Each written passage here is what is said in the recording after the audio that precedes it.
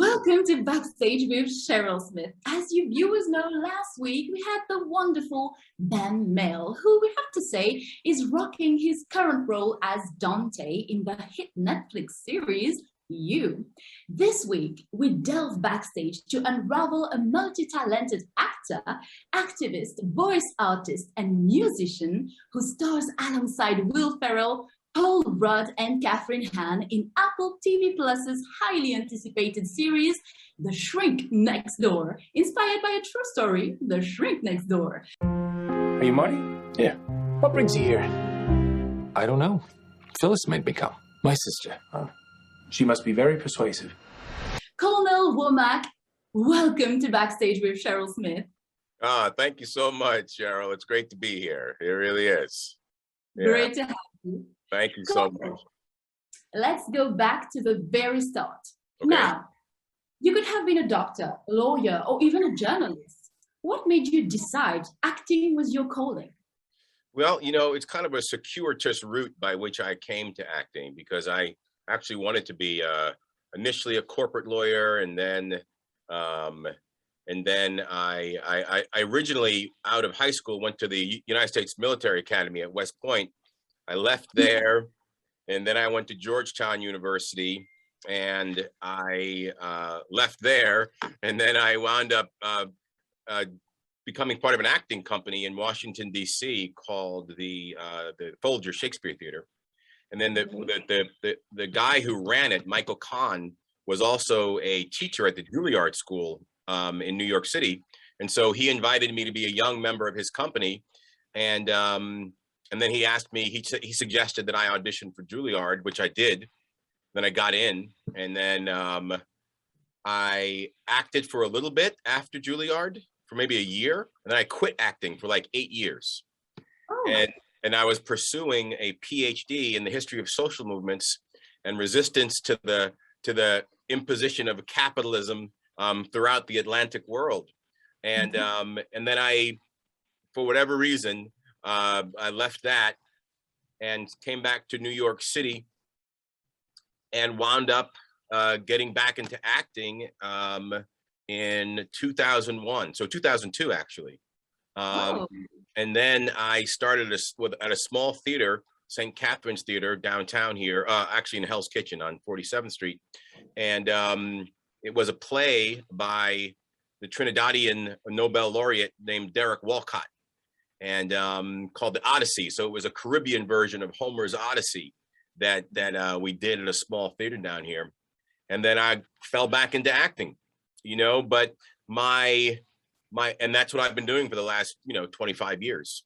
So my path and my journey to it has always been kind of, in and out. And but this time, the final time that I came back, I've stayed. And that's been, that's been how I've made my living for the past 23, 24 years. Yeah. So what drew me to it? What, you asked me what drew me to it. What I love about it now is, because I also teach acting, what I love about it is that I love participating in storytelling. I love the craft itself, and knowing that it's possible to master the craft and the principles of the craft more and more, to make ourselves more available storytellers to the story. So we learn to highlight the story and not the self. And then you contribute to the project in a much more selfless and rich way, I think. Yeah, it's a crazy job. It can be. It really it can be. You have to stomach uncertainty. You have to have the capacity to tolerate uncertainty and stay out of the results. You have to really love the craft. If you don't love the craft, you won't sustain yourself. True. So as a fellow actress myself, I have been involved with a few Bollywood movies in the past, doing dubbing, voiceovers, and much more. So you're no stranger to voiceovers. Is it something that you love doing, or do you prefer on-camera work? Well, they're completely different things, and I love doing both of them. I love doing on-camera work. I love doing voiceover work, and I've done off-Broadway and Broadway as well. So I love doing stage work too, and Shakespeare and all that kind of stuff. But voiceover work is just a different beast. Like I'm here for the premiere of the show, and I actually have my portable studio with me because I have a recording to do tomorrow for NASCAR, and and it's just a different kind of thing.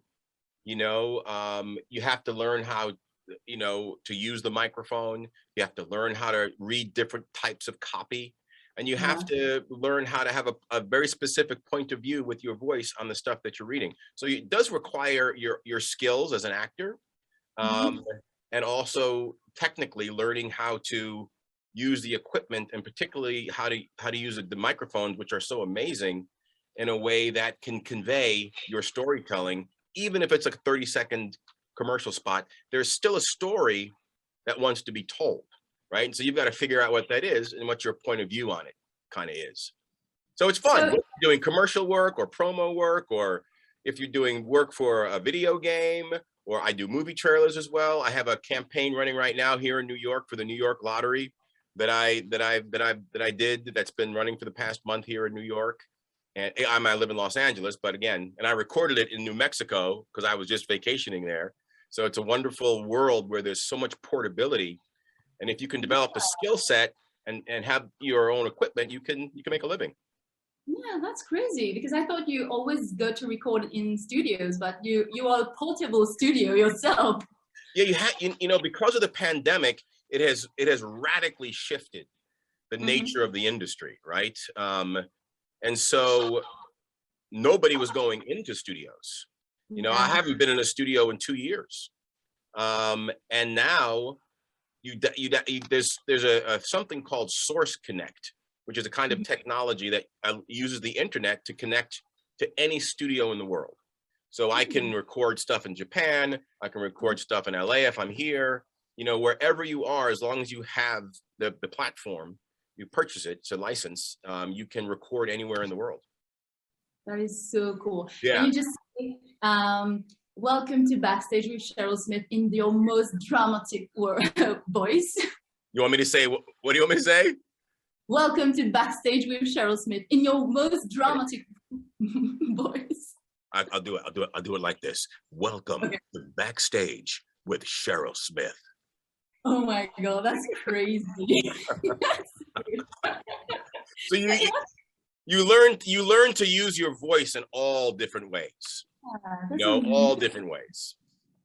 So in what state of mind do you put yourself in, like in different situations? For example, when you do voiceovers for documentaries, for video games, do you have something, I don't know, do you switch your mind to something?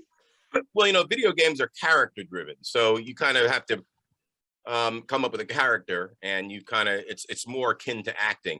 I just did a documentary, a 90-minute documentary where I narrated on the life of, Jeffrey Dahmer, and that was pretty wild, and there, producers are often looking for a particular sound for a narration campaign.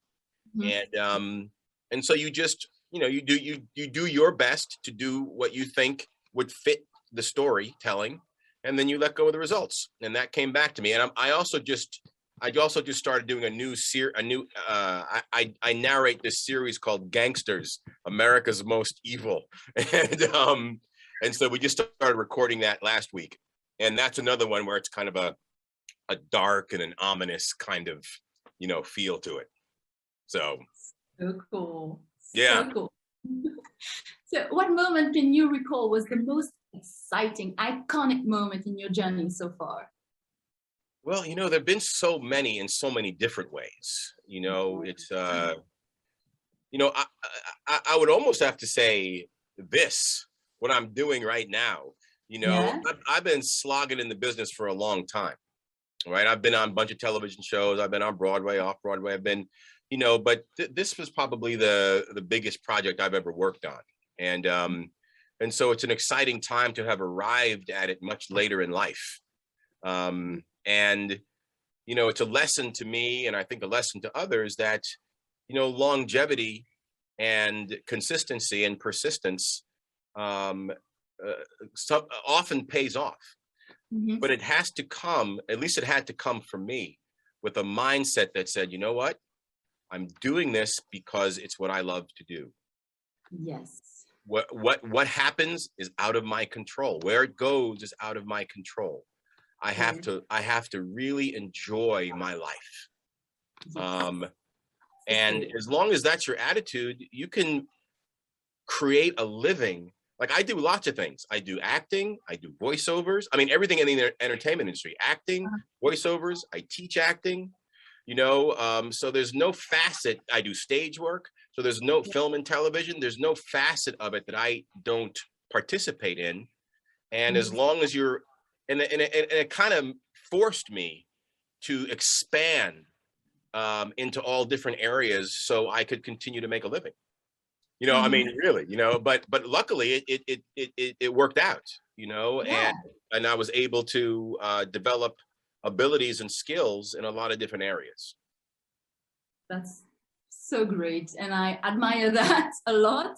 A lot of actors and actresses I interview tell me they have a morning routine. Do you have one, like the sort of, I don't know, a tradition you have in the morning to get you started? You know, I don't really. You know, I don't really have a morning routine. You don't have a routine in the morning? No, I mean, I wake up, I usually have a cup of coffee, but, you know, I have a very, at this point in my life, a really loose and flexible schedule. So, you know, my mornings, I mean, personally and privately, my mornings are all about prayer and meditation in the beginning of the day. That is, if that comes first before anything. Prayer and meditation and what's that?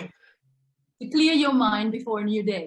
Well, clear my mind before a new day, connect to God, you know, remember what's important, remember my values, remember to call upon, to awaken within myself how I would like to relate to people during the day, you know, to extend, you know, as much as I can, you know, each day, generosity and peace and patience and all that kind of stuff, you know, just to remind myself every morning to look for what's beautiful in the world, you know, because we can often just be blinded by the insanity of the cultures that we live in and forget to look for what is beautiful before us. It's a big lesson that I was taught, and I try to do it every day. And beauty is in simplicity, right? 100%. Yeah. 100%. Let's get back to the present. Yes. I think it is fair to say congratulations, as you're amongst the cast of The Shrink Next Door, featuring the amazing Paul Rudd and Will Ferrell. Yeah. Did you get the part? And can you give us a little gist as regards to your role in The Shrink Next Door? Absolutely, yeah. So I got the part, you know, again, it's the pandemic. So most auditions are now on tape. And that means you tape yourself at home. And so I taped the audition in my kitchen, in my loft in Los Angeles. And I sent it in. Yeah. And I didn't know what it was for because they only gave me the sides. I had no idea what it was for. But what you have to do as an actor when you get the sides, whether you have the full story or not, you've got to go through the process of analyzing the script, finding a point of view, finding a perspective, knowing what you're going after, knowing what you want, knowing what you're trying to achieve, and to work that out in the arc of the scene. And so I do all that work. What I teach when I teach acting I used to teach at the Berg Studios in Atwater Village in Los Angeles. What I teach, I practice, right? Yeah. So I got the script, I did the analytic work, I made choices and decisions, and I just showed up very easy, very just like me,